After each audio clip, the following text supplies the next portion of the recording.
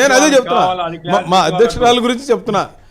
నేనేమంటున్నానంటే మా అధ్యక్షురాలు ఆ మద్యం మీద, ఎలక్ట్రిసిటీ మీద, ఇసుక మీద, గ్రామ పంచాయతీల మీద, ఈ 4 మీద మేము చక్కగా ఒక ప్రజెంటేషన్ చేసి పెట్టినందుకు మేము ఢిల్లీ వెళ్ళి మేడం అందరం అక్కడ ఒక లెటర్ ఇచ్చి వచ్చారు, మద్యంలో జరిగే దాని మీద సిబిఐ ఎంక్వైరీ చేయమని. వాళ్ళు పర్సనల్గా అటాక్ చేసినప్పుడు మేము ఇక్కడ మాకున్నటువంటి అధికార ప్రతినిధులు డిబేట్స్లో కానీ ప్రెస్ మీట్లు కానీ మేమంతా చేయడం జరిగింది. దాంట్లో ఎక్కడ మేము అలా ఊరు కాకపోతే ఏంటంటే వాళ్ళకేం బూతులు వచ్చు, మాకు బూతులు రావు, మా దగ్గర సంస్కారం ఉంది. వాళ్ళకి ఆ సంస్కారం లేదు, ఏమీ లేదు.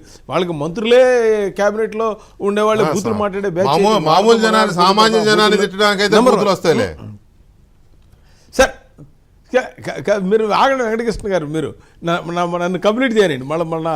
కానీ ఇందాక ఏమంటున్నారంటే మన జీవి గారు వాళ్ళకి ఏముంది ఇక్కడ బలం 1%. మేము 1996లోనే 4 పార్లమెంట్ గెలిచామండి మేము. అప్పటికి మీరు ఎవరితో పొత్తు లేకుండానే ఉంది ఆ రోజున. నంబర్ 1. నంబర్ 2, నేననేది ఏంటంటే ఇవాళ మేము ఇచ్చిన కేసుల మీద త్వరలో చూస్తారు మీరు, అన్నిటి మీద ఎంక్వైరీస్ వస్తాయి, అన్నిటి మీద ఇందులో ఎవరెవరైతే ఉన్నారో మొత్తం జైలుకి వెళ్ళే పరిస్థితి ఉండదు. మీరేం అవినీతి చేసిన భారతీయ జనతా వదిలే ప్రశ్నే లేదు. ఇవాళ మనం చూస్తున్నాం కదా, మీరు ఇందాక ఒక పాయింట్ చూడడం మర్చిపోయా.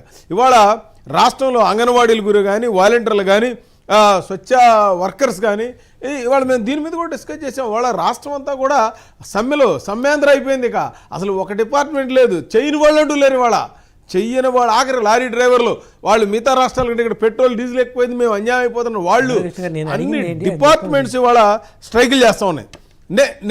నేననేది ఏంటంటే వెంకటకృష్ణ గారు, మాకు ఒక ఆలోచన ఉంది, మా ఒక ప్రణాళిక తెల్లబోతా ఉన్నాం. ఇందాక ఏం చేశారు, ఏం చేయబోతున్నాం అంటే మేము అదే చెప్పబోతున్నాం. 2024 తర్వాత బీజేపీ మాకు ఒక ఎజెండా, ఒక ప్లాన్. పోలవరం 100% కేంద్ర ఆధ్వర్యంలో కంప్లీట్ చేస్తాం. ఎందుకంటే ఇప్పటికే 10 ఏళ్ళ నుంచి కడతా ఉన్నారు, అది కంప్లీట్ చేయాలి. మేము పూర్తి చేసి చూపిస్తాం. నంబర్ 1. నంబర్ 2, అమరావతి మొదటి నుంచి మేము అక్కడే ఉంటుందని చెప్పాం. అటు సూర్యుడు ఇటు మారినా కూడా అది మారదని చెప్పాం. మేము దాన్ని కూడా కంప్లీట్ చేసి చూపిస్తాం. అది కూడా తర్వాత విశాఖపట్నాన్ని హైటీ అప్ చేసి చూపిస్తాం. ఈ తొగ్లక్ ముఖ్యమంత్రి ఏమో నేను 3 రాజ్యాలు అన్నాడు కదా, మేము 3 రాజ్యాలు లేకుండా 3 రాజ్యాల కంటే బెస్ట్గా డెవలప్మెంట్ చేయడానికి దాన్ని హైటీ అప్ చేస్తాం. అలాగే రాయలసీమలో ఇన్ని సంవత్సరాల నుంచి ఒక్క ప్రాజెక్టు కూడా, ఆ వెలుగొండ అవ్వచ్చు, గాలేరు నగిరి అవ్వచ్చు, ఏ చిన్న పిల్ల కాలువ కూడా, మురికి కాలువ కూడా డెవలప్ చేయలేని పరిస్థితి. వాటిని పూర్తి చేసి వెలుగొండ కూడా పూర్తి చేసి రాయలసీమ వాళ్ళకి అదేవిధంగా డెవలప్మెంట్ ఎజెండా అని కాదు. కానీ ఇక్కడ మీరు ఇవన్నీ చేయడానికి పవర్లోకి రావాలి. మీరు పవర్లోకి రావాలి. పొత్తులో వస్తారా, విడిగా ఒక్క మాట సార్, ఒక్క మాట మా ఎజెండా చూసి దయచేసి ఒక్క మాట. ఇప్పుడు ఆ ఎజెండాలన్నీ చదువుకుంటూ పోయే మేనిఫెస్టో ఇప్పుడు నేను మా రిక్వెస్టే.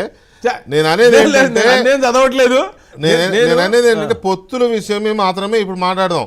ఇవన్నీ అధికారంలోకి వచ్చిన తర్వాత కూడా మీరు పరిష్కరించేది మీకు ఇది ఉండేది. పొత్తుకు సంబంధించి ఏంటి ఒక కంక్లూజన్కి వచ్చారా అనేది మనం మాట్లాడుతున్నాం. నేను అదే సార్, నేనేమంటున్నానంటే ఇందాక జీవి గారు మాకు ఇక్కడ ఏమి లేదంటే నేనేమంటున్నా, మన ఇంట్లో ఉన్న కరెంటు వైర్లో కరెంటు కనపడదు, కానీ దాని శక్తి అనేది మొత్తం ఇంట్లో ఉన్న ఫ్రిడ్జ్ కానించి, టీవీలు కానించి, మనం మాట్లాడుకునే కెమెరాలు కానించి అంతా కరెంటుతో నడవాలి. మీకు ఆ సమయం ఇచ్చినప్పుడు దాని యొక్క ఇంపార్టెన్స్ ఏంటనేది ఉంటుంది.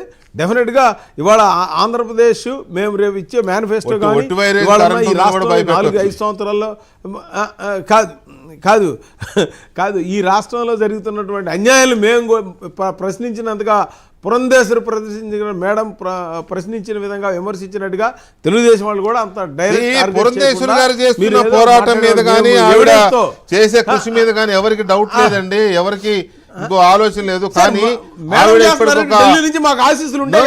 ఇప్పటికి ఒక 10 మెమోరాండమ్స్ ఇచ్చారు. మీరు ప్రభుత్వం వేరు, పార్టీ వేరు సార్.